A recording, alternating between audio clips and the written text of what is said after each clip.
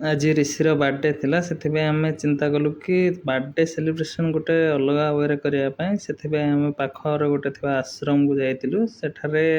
बहुत गुड़े छोट छोट छुआ थे पाखापाखि 100 जन थे से खाता मिठा एवं